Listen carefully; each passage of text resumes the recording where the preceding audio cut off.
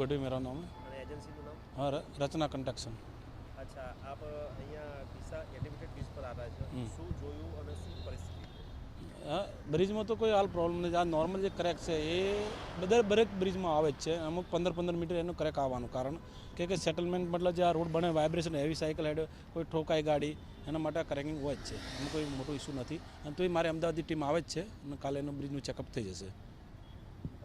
આ જે 15-15 ફૂટે તમે જે કહો છો, હા હા, થર્મોપ્લાસ્ટિક સીટ આવે છે। 3-4 ફૂટે છે? हाँ ना, 3-4 फूट नहीं, नॉर्मल क्रेक कोई धूपना कारण एवं कोई ऊपर आई है, कोई मेजर क्रेक कोई नहीं, मेजर कोई क्रेक नहीं।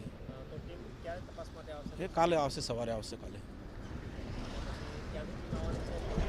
ये अमदावाद आवश्य टीम અને જે એનું ચેક કર્યા પછી ખબર પડશે। એટલે કોઈ બીજું मतलब કોઈ પ્રોબ્લેમ જેવું નથી, નોર્મલ જ છે। તોય તમારા ધ્યાનમાં આવ્યું છે, તમે આ ચેક કરાવી લઈએ। રચના કન્સ્ટ્રક્શન કંપની સામે 9 ફરિયાદ દાખલ થઈ જે તે સમયે, કારણ કે બ્રિજ બનાવ્યા પછી નીચે તો બીજો રસ્તો ખરાબ હતો। हाँ, तो ये जे फरियाद જ્યારે અરજી આવી ત્યારે અમે જે સરફેસ બરાબર નહોતું એ સરફેસ અમે રેડી કરી દીધું છે। અને જે જગ્યાએ તમે નાયરા પેટ્રોલ પંપની વાત કરો છો એ નાયરા પેટ્રોલ પંપે જે જગ્યાએ પાણી ભરાય છે અમે હાલ કર્યું છે રિપેર, પણ એ પાછું તોડી એ અહીંયા કેનાલ લાગવાની છે, એના માટે હાલ ટેમ્પરરી રિપેર કર્યું છે। બરાબર। ઓકે, ડીસા શહેરને વચ્ચેથી એલિવેશન બ્રિજ જે પોરબંદરથી કલકત્તા સુધીનો જાય છે નેશનલ હાઈવે, અને એના ઉપર 4.5 કિલોમીટરનો ડીસાને ચીરીને આખો બ્રિજ બનાવવામાં આવ્યો હતો। હજી તો 3 વર્ષ જેવા સમયગાળો થયો છે અને અંદાજે 250 કરોડ રૂપિયાનો આ બ્રિજ આજે એવા સમાચાર મળી રહ્યા છે કે એમાં મોટી તિરાડ આવી છે।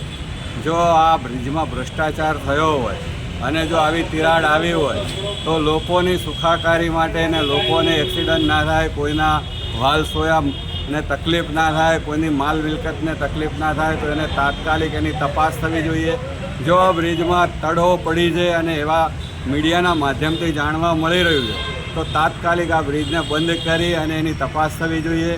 શું આ ભ્રષ્ટાચારનો જ નમૂનો છે? કાયમ નવા બ્રિજ બને છે અને નવા બ્રિજ જ તૂટે છે। આજે અંગ્રેજોના સમયના બ્રિજ કોઈ દિવસ તૂટતા હોય એવું આવતું નથી। કાયમ આપણે જાણીએ છીએ મીડિયાના માધ્યમથી કે નવી કેનાલો તૂટે, નવા બ્રિજ તૂટે, નવા રોડ તૂટે, તો શું આ સરકાર ભ્રષ્ટાચારથી ખરડાયેલી છે? માટે એટલી જ વાત કરવાની કે બને ત્યાં સુધી જ્યારે પણ આવા કોઈ બાંધકામ થતા હોય તેમાં કાળજી રાખવી જોઈએ, લોકોને તકલીફ ના પડે અને આ એક્સિડન્ટો અને બ્રિજને તૂટવાથી લોકોના મોત ના થાય તેવી અમારી રજૂઆત છે।